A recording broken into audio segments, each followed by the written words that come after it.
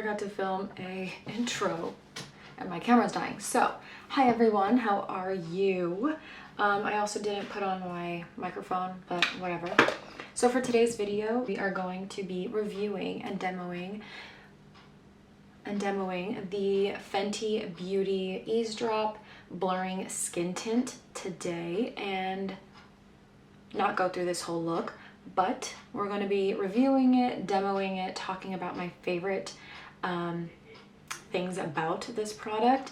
I have tried this product already, so it's really just like my true and honest review of this. So if you want to see what I think about this lovely cute little bottle over here and this really pretty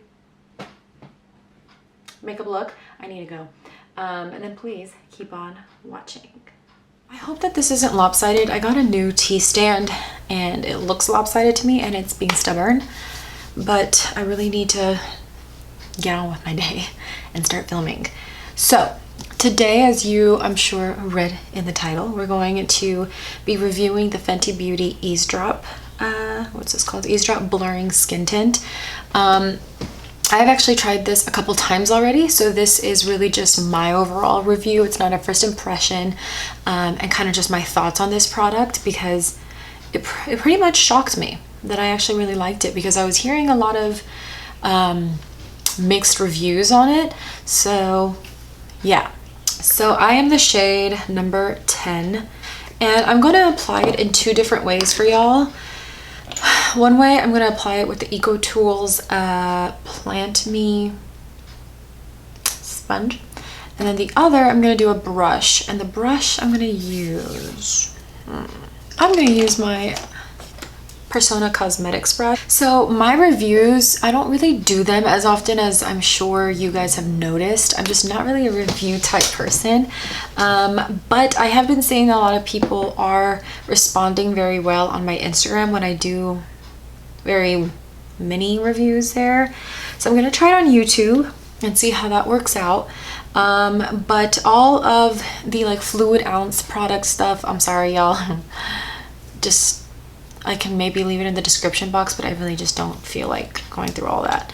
But it does come in a squeezy tube, which I personally really like, because you get to control how much product comes out. So I like to apply it with the Auric Beauty Glow Lust. It's one of my favorite products. It is beautiful. So I am, did I say the shade? Pyrite. I just got my period today.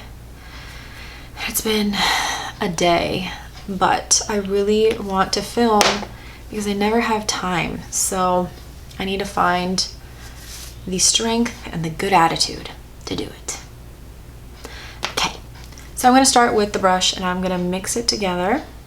I have a couple of blemishes, so this demo I'll be able to show you if it covers them up or not. This is literally my perfect match. I don't think I have found a product, a complexion product, that matches my skin tone perfectly. So that is already a plus for me. For a blurring skin tint, find it to be a very medium coverage skin tint, because it really covers up my blemishes and it really evens out my skin tone. Look at that glow. So this one, and then you have this over here. I do have some redness. I had an allergic reaction. There's a product that I did not read the ingredients like a dummy, and it has almond oil, and I have a freaking big ass rash on my face. So with a brush, like I mentioned, I feel like you do get a more full coverage on your face, and it blended out very easy. And I definitely think that the reason that it is a more dewy finish on my skin is because I mix it with the Glow Lust. But this is just how I wear it. I love to mix things, so that's why I do it. But the finish is gorgeous and it feels very lightweight on the skin. Yeah, it's like my perfect shade. Okay, now we're gonna go with the sponge. Oi. And mix that up. I'm just gonna mix it with my finger, I guess. And I'm going to dot it. But like, see, this is to me not really a skin tint because it really provides coverage. Now, I wish I could do a full wear test for y'all, but I'm not going anywhere. I'm staying home. And I really, really want to wash my hair after this because I have to, I'm just going to take the excess. I feel like the sponge also did a fantastic job. So I was trying to say though, I have a lot of reading to do for my class, so I don't really have time. Nor do I really want to have makeup on while I do it. I want to feel comfortable. Sorry. But I have already formed my final thoughts on this, but I just wanted to share it here on YouTube. Okay, so on my right side, I don't know if you can catch it on camera, but this is a much more sheer, natural finish compared to the side with a brush. I feel is more full coverage and yeah, definitely more full coverage to me. You can still see my skin on this side compared to here. I think it's super blurred. But that's one thing I really like about this product. It definitely is what the name says, which is a blurring skin tint. For me, if I prep the skin very well with my skincare and I mix it with the Glow Lust Pyrite luminizer, I am able to obtain this really healthy, glowy satin finish. I also mix it with the Live Tinted Hue Glow, not with the Eaze drop, but I will use this Hue Glow as a primer first, and then I will go in with the Eaze drop on top. I just switch it up sometimes. So I'm just actually just going over my left side with the sponge. To be honest, I think I like the sponge a little bit better. To me, it gives me that natural look that I desire on a day-to-day basis. Let me zoom you guys in. Oop. But this is how my skin looks up close and personal. So you can still see a little bit of my blemishes, which is totally fine. But look at how it really covered the skin. This is a side with the brush, which I personally feel gives more coverage, as you can see, because I had more dark spots here and they're almost gone. That's a gnarly one. But the glow is there. It does feel very lightweight. Let me zoom you back out. It does feel very lightweight on the skin, but I will say there is a little bit of the tackiness going on. So now that we talked about that, a couple that I can maybe compare it to. So to me, this is a little bit more on the full coverage, buildable satin finish. Then I also reach for the Bare Minerals Complexion Rescue. To me, this is more of a serum-like tinted moisturizer that's very sheer. It provides a sheer to light coverage for the skin. The other thing that I tend to use as well is the CC Cream by Herborian. This is much more of a matte, it's like a natural demi-matte finish. This provides very light to light medium coverage for me. This is a little bit more of a natural finish. It won't do any of this dew. But if I had to choose which ones are my favorite, I'm not gonna lie to you guys, I love the Eaze drop.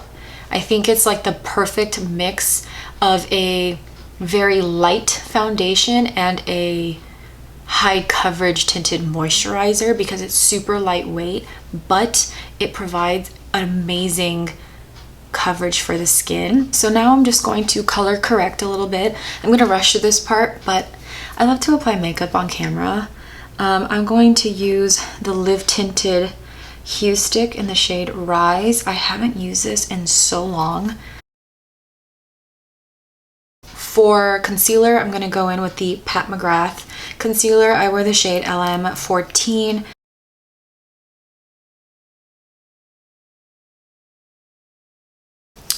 I actually just saw one of my friends on Instagram, Nicoletta, use the Pat McGrath blurring under eye powder, and it looked amazing, so I went to go get it. I got it in the shade Yellow. For brows, I'm just going to quickly use my go-to at the moment, which is the Air Brow Gel by Kosas. I am in the shade Black. Ooh, I went overboard with the brows. I will definitely fix that once it dries down.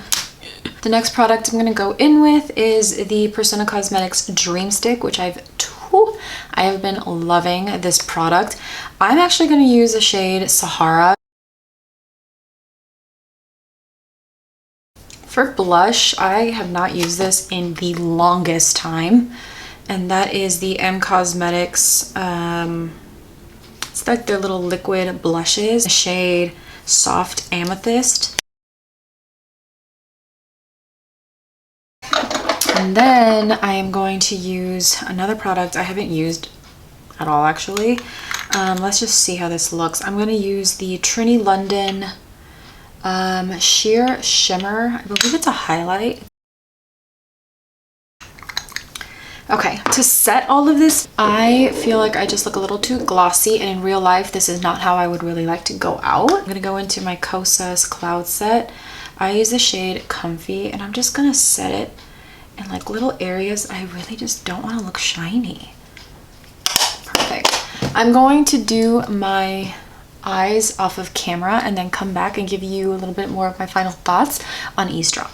I want to walk y'all through what I put on my eyes because I love how this look in general turned out. I do wish I filmed it, but for the eyes, I used Bare Minerals' new Mineralist palettes.